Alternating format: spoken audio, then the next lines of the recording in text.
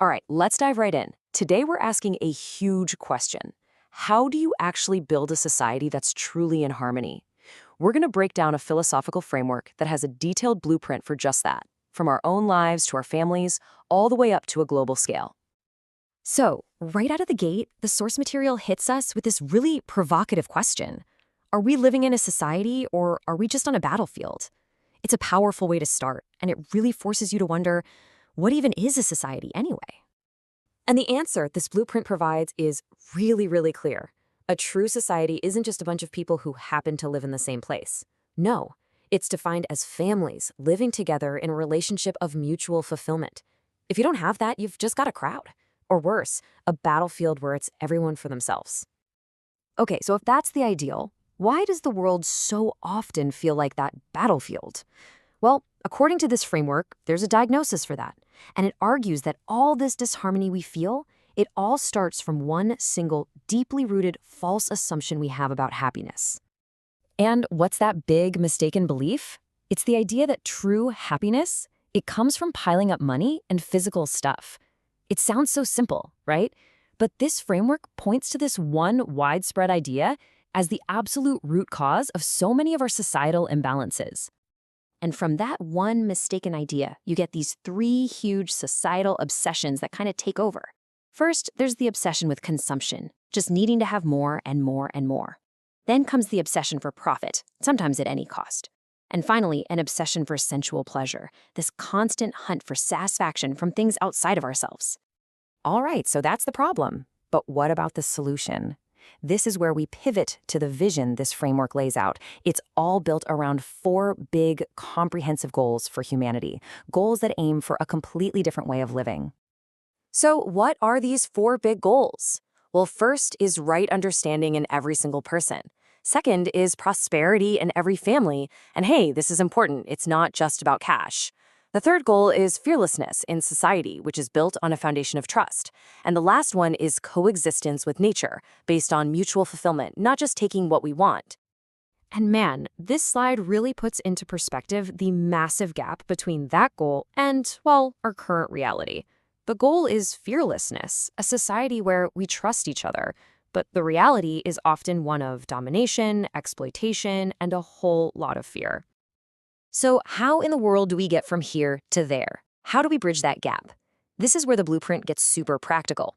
The framework introduces 5 interconnected systems, or dimensions, that are designed specifically to achieve those 4 human goals. And what you're seeing here are the 5 systems: education sanskar, which is all about culture and values; health self-regulation, production work; justice preservation, and exchange storage. But the key thing to get is that they're all interconnected. You can't just pick one, they have to work in harmony. And you can see right here how it all locks together. Each system is basically designed to hit one or more of those specific goals we talked about. Education leads to right understanding, health and production create real prosperity, and justice leads to fearlessness and coexistence. See, it's a complete logical structure. Everything, and I mean everything, kicks off with this first one: education, sanskar. Its whole job is to build that right understanding. This isn't just about learning skills for a job, it's about learning how to live in harmony at every level of your being. Then you've got production and work. And according to this blueprint, there are 2 rules here that are totally non-negotiable. First, it has to be eco-friendly, what's called a cyclic process. And second, it has to be people-friendly, which means ensuring justice for everybody involved. So you're probably asking, what's a cyclic process? Basically, it means making things in a way that the resources we use can go back to where they came from. It's the key to avoiding resource depletion and pollution. Just think about plastic. It's a perfect example of a non-cyclic product because it doesn't go back into nature's cycle. It just sits there. Okay, and when we talk about justice here, we're not just talking about courts and laws. It's defined way more personally. It's about recognizing and fulfilling our relationships with other people so that we create mutual happiness. When you have that, you get a society built on trust and safety, which is where that fearlessness comes from. And that brings us to the last 2 pieces of the puzzle: exchange and storage. Their purpose is really simple. They're there for mutual fulfillment. It's all about sharing and making sure everyone has what they need. This is the direct opposite of those obsessions for profit and endless accumulation we talked about in the beginning. Okay, now this is where the whole thing gets incredibly ambitious, because this isn't just a plan for like one small town. This entire blueprint with all 5 of its systems is designed to be completely scalable from the smallest unit all the way up to the entire globe. The whole idea is that these principles scale up, almost like fractals. You start with order in the family, that grows into a cluster of families, then a village, then a nation, and ultimately all the way up to what's called a world family order. It's the same core principles, just expanding outward. So after talking about this massive global scale, this quote just brings it all right back down to earth, to the very beginning. The whole thing, this entire massive structure, it's all built on one simple, powerful idea: that every single child is born with this natural desire to understand what's right and to do what's right.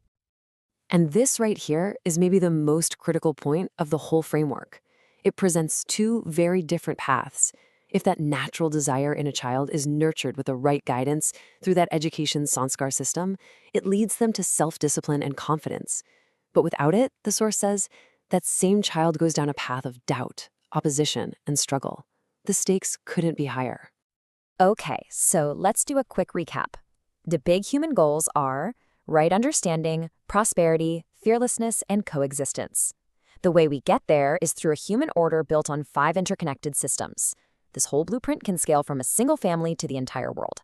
And the absolute foundation, the place where it all has to start, is with nurturing a child's innate desire to understand. And that leaves us with one last big question to think about. If a harmonious world really does start with the understanding of a single child, then what's our part to play